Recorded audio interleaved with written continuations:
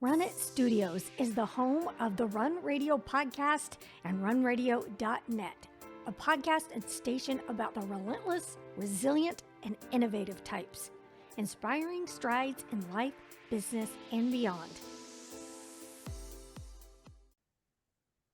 Welcome back to the Run Radio podcast. My name's Trina, and since Run Radio is all about talking to people who know a thing or two about being relentlessly resilient and innovative with the things they do in their lives, I want to welcome Lauren Callahan, author of Couch to 50 Miles, which we're going to get into more. But welcome and thank you for being here. Thank you. Thank you, Trina, for having me. So how long have you been running? Less than 7 years. Oh, not that long. Not that long. So have you been into health and wellness your whole life and then moved into it, or was it all just new at once? I would say it was an interest, maybe not, laser focused fascination like it is now. Yeah. I've always been interested in being healthy and always kind of looking for the things, but it really did become a later in life sort of thing for me. How come? Yeah, maybe a few different reasons. I originally started running just because I was sitting all the time, right? Like I had a job that required me to sit all the time. And I thought I need to do something, right? So I started just walking/jogging a mile a day. When I met my husband, I found out that he was training for a half marathon. Mm-hmm. And I said, well, he's really cute. I think I'm a runner. So, it really did start that way. That's some motivation. Whatever it takes, right? Right. But it did start a train. It was a momentum, right? As we began to get healthier, we started looking into all the things. Well, how can I get better at this? How can I feel better? How can I be faster? How can I have more energy, right? And the more that we, made our lives and nutrition and all the things healthier, mm-hmm. I just discovered the better I felt, right? So it became quite a fascination. Yeah, a fascination. That's a good way to put it. I feel like a lot of people really do. It becomes not only a hobby, but just an interest and a way of life. Was it kind of that way for you? Yeah, absolutely. We were certainly, I'm 43, right? I'm not 20. So certainly there's, a little more motivation, as you get older to, you can't live the way that you used to, right? You can't eat the things that you used to. You can't not do things the way that maybe you used to, for a lot of people, right? So, it became just, as we're getting older, we need to do the things that are healthier. But specifically when I really started getting curious about my gut health, and I became curious because of running, right? I wondered what it could do for my running. And it turned out it made all the difference in the world. But not only that, I discovered that I had come to a place in life where I hadn't been sleeping anymore, and now I could sleep. I'd come to a place in life where, I had anxiety and depression in a way that I never had, and now it was better, right? Yeah. I, was always tired and stressed, and now it's not that way, right? Like now I have energy. So it really became something that, I realized how much we tend to accept as normal that's actually not normal. Right. And you took it to another level. You started writing about it. You started helping other people with it. What kind of preparations did you do for yourself to get educated, to put this book out, and to start taking clients on? Sure. So I would say that, in my interest about health, I've done every training under the sun, right? Like I was a therapist, and as a therapist, I did a lot of integrative health training. And then aside from that, before I was a therapist, or kind of in between therapy since I took a break for a while, I pursued all kinds of certifications in personal training and health coaching and chi running and, certain lifting certifications. I pursued a lot of different things. Currently, no, it was triathlon. Now I have an ultra running certification with a specialization in sports performance, right? So it's always been, it's just always a learning thing for me. But truly, when it came to gut health, I had all of that background, and now I tested my gut health, right? and I worked with dietitians and who specialize in gut health around this. And so that began my journey of learning all the things that there are to know about gut health. And then later on, I became a Reiki master as well. And I incorporate that. I feel like it's an amazing adjunct to gut health. What is your number one tip that we could all do for better gut health today? Yeah, so that's kind of a frustratingly elusive thing because it's different for everybody. Okay. It true like everybody truly has an individual signature as far as their gut health goes. Certainly there are a lot of things that you can do to help, but there is kind of no one thing. Certainly if we're going to look at a high level of taking care of your gut, you've got to cut out the junk, right? Like if you're going to eat highly processed foods and foods that are really high in highly refined sugars, and these are a lot of things that are really acceptable among run culture, right? Like you have Yeah. these energy gels and drink beer and whatever. And yeah, I'm not saying like beer in and of itself is bad, but certainly excessively it can Yeah. damage your gut. Excessive caffeine can damage your gut. There are a lot of things that can damage your gut. So certainly again, like high level look at your gut, like we definitely want to take those things out, but it's more than nutrition, right? Like your gut is highly impacted by your sleep. It's highly impacted by your stress. So there are a lot of factors that go into it. And actually, I can give more specifics about this later. But one thing I do on my website is that I do offer people an opportunity to go through like their own very high level kind of gut health assessment. Hmm. And then, I can provide this more individualized kind of roadmap for what you can do to improve your gut health. What was your favorite part about writing the book? And let's You talk know, about the book. The title of your book is Couch to 50 Miles, the story of a girl, a trail, and the relentless need to always run. Yeah, I'd say one of my favorite parts is that it sort of took on a life of its own. I think I originally intended that this book would be a little bit more of a how-to kind of book, Yeah. more about, how to with regards to nutrition and things like that. I will say that I am publishing this week. It'll be out really soon at the end of this week, I think. It is more of a how-to book, Okay. but for this one, Hmm. that's what I intended, and it became something very different. It became a lot more inspirational as I wrote. I realized that there was so much background. When one of the number one things that I hear people say is, "Oh my God, I could never do that. I could barely run a mile." And what I wanted people to know was that, well, 7 years ago, that was me.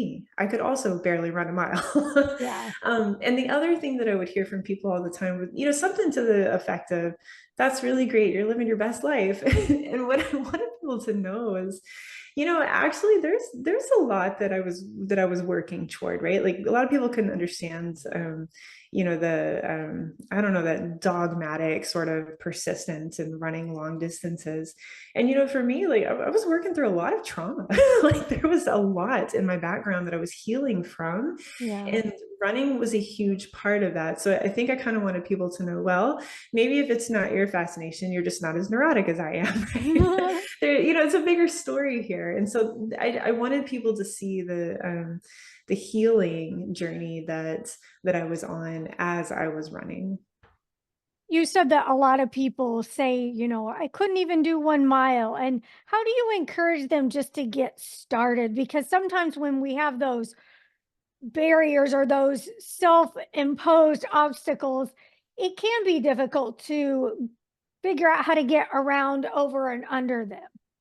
Yeah, what I want to tell people is not to undermine that 1 mile that you can barely do, right? Like when I was walking slash jogging a mile a day, that was exactly what I needed at the time, right?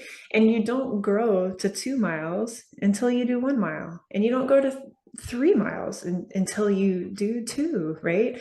Mhm. And sometimes you'd surprise yourself. Maybe you can't do two, and then one day you can go do five, right? Like Yeah. you can really surprise yourself, but more than anything, don't undermine what you can do right now, and just always be on a growth pattern, right? Celebrate what you can do now. And then 1 or 2 days this week, do a little bit more, right? Stretch yourself a little bit, and you will be absolutely surprised at what you are capable of, and how when you come out on the other side, you will know to the core of your being, wow, I can do anything. When did you first really surprise yourself? I would say, I mean, there were many surprises along the way, but I would say when I did finally run my first 50-mile ultra, which, part of what is talked about in this book is that it took me 4 years to run a marathon. I tried it and I failed every single time, right? I have thrown my running shoes across the room many, many times, right? Yeah. But, once I got in this path of gut health, I really broke through a lot of barriers, and I did finally run my marathon. And then only a few months later, I ran my first 50 miler. And truly, when I got to 50 miles, that was when you can do self-talk all day long. You can tell yourself, I can do anything, I can do anything. You can tell yourself, but that was the moment where I truly knew it in the core of my being. Wow, I can do anything.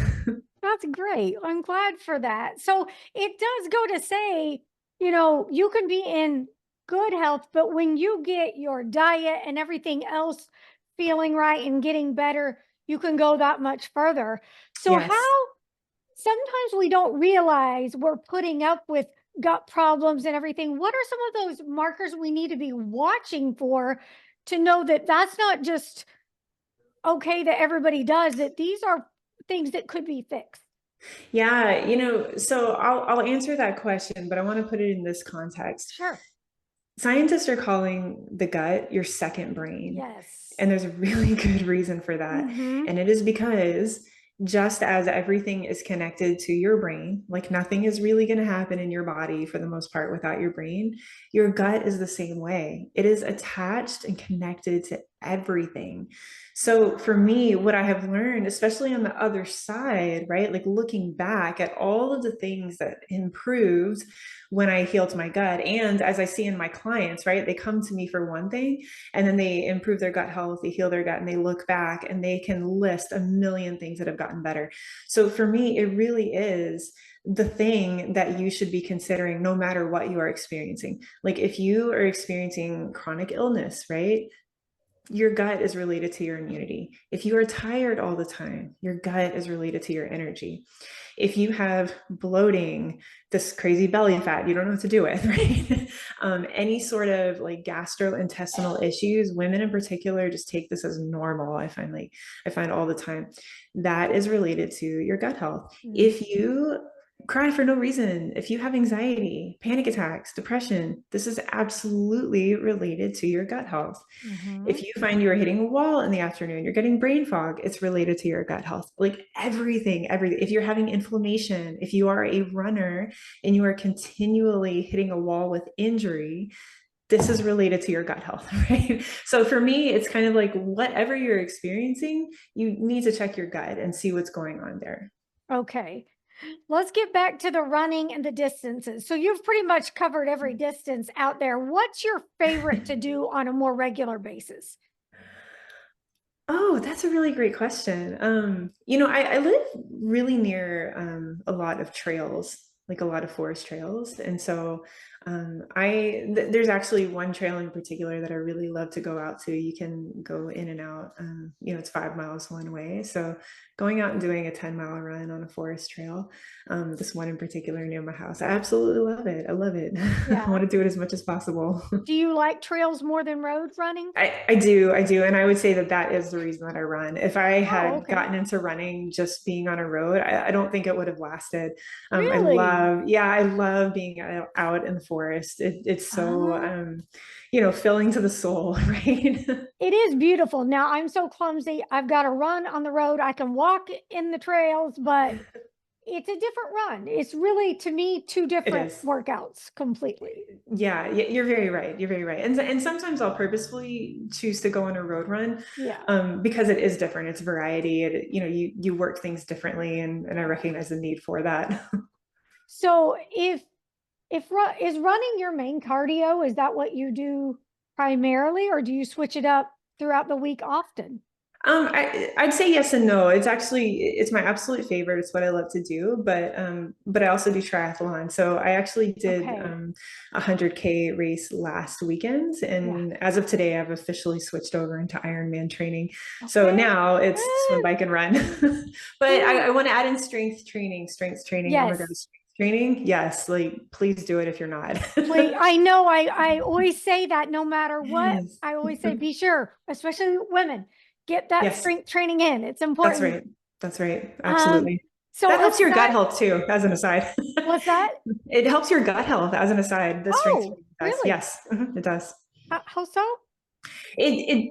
Honestly, I don't know the mechanics of it. I just know that there are studies out there showing that women who are strength training, and this is true for general exercise too, but also specifically strength training, that women who are doing strength training, that they have better gut health. Oh, good to Yeah. know. Good. Yeah, crazy, huh? So when you're doing your more strenuous exercises, what's something that you like to move your body, but just kind of go easy? What's your next best thing that you enjoy? Oh, like as in not running? Yeah. God, stand-up paddleboarding. Really? I Yeah. love Yeah. it. Yeah. Yes. Yeah. That's kind of one of those things that whenever I'm taking a break from run training or triathlon training, I go stand up paddleboarding and I think this is all I ever want to Oh, do. neat. This is it. And talk about the importance of rest. And you, of all people, have to know when you're doing those long events, those hard events, you got to rest hard too. Please tell me what that looks like so people understand how important it is. Yes, I'm so glad that you asked that. That is so, so important. It is one of the most important parts of your training. Like, as in, you should probably put it on your training plan to make sure that you're getting enough rest. So one of the things that I do is, I have the flexibility in my schedule to be able to do this, and I recognize that not every person does. But most days of the week, I sleep until I wake up. I don't set Oh, an yeah. alarm. And that may mean that I have to adjust everything in my day and I have to adjust when I train or whatever. But I just know that it's important. I can't do that all the time because of my kids' school schedule, but when I can, I sleep until I wake up. And I really make that of high importance. The other thing I would add to that, and I know I get to be kind of a broken record with gut health, is that when I did improve my gut health, I was much better able to rest and recover. Recovery happened much more quickly, and I could sleep. So I know there are a lot of people who are saying, I recognize the importance of sleep, but I can't get to sleep. Well, that can, like, check your gut health, right? Like, that is highly Yeah. related. And so I work with women on that all the time, right? So that you can get the true recovery that you need. Excellent. What do you go to food wise when you're about to do an event? And what's your favorite post race indulgence, whether it be a beverage, a certain food, or a combination of the two?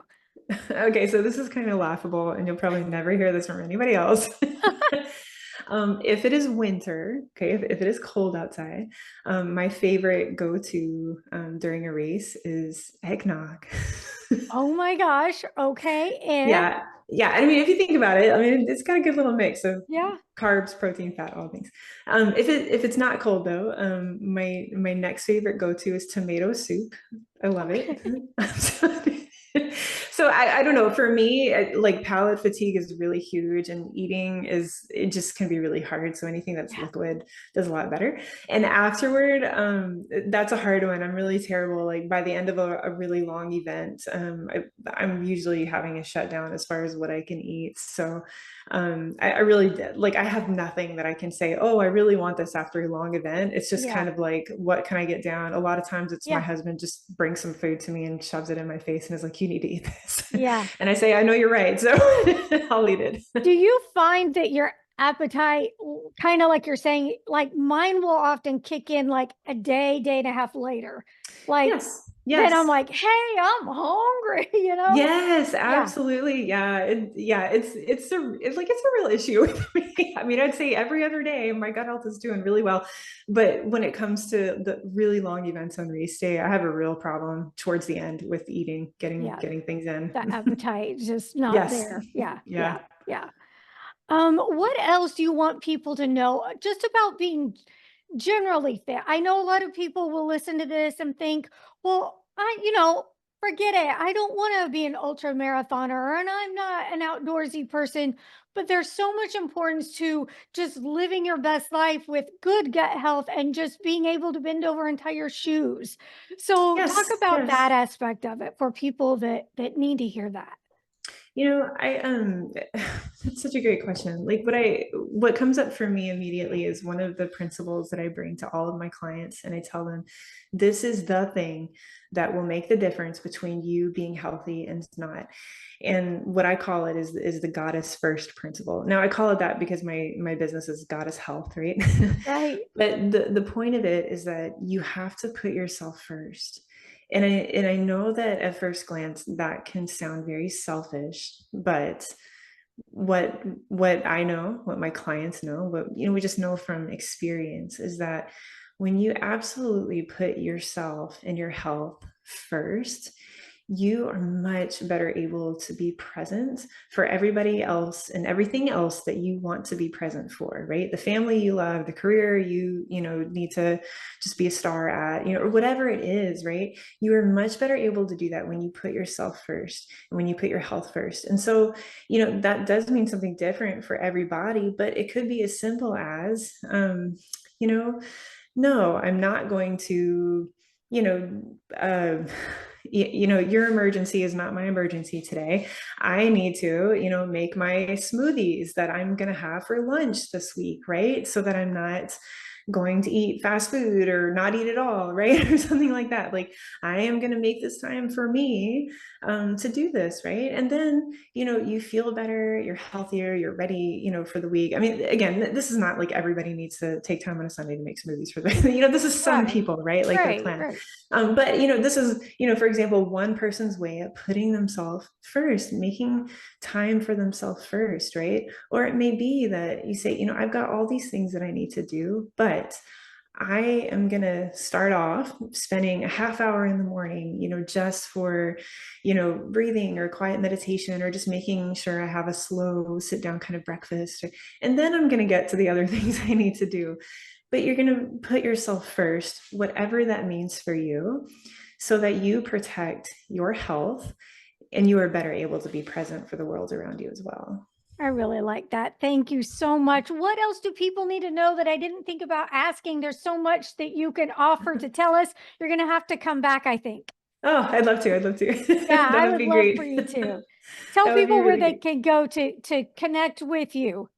Sure. Yeah. So goddesshealth.org is where you can find me. And so what I do on there, you can get a copy of my book on there, but also you can opt into what I call an individualized gut health roadmap. It's a very high level kind of assessment that you can pick up for your gut health. And then you have a chance to talk with me for 15 minutes where we can get you going in the right direction. So yeah, goddesshealth.org. You can check that out. Sounds good. Thank you for your time. Good luck with your training. Come Thank back and tell you. us how it went. Okay, wonderful. Thank you, Trina. Sounds good. Be sure you're following along. You can listen and link over to watch on whichever platform you prefer, like YouTube or Spotify, all from runradio.net.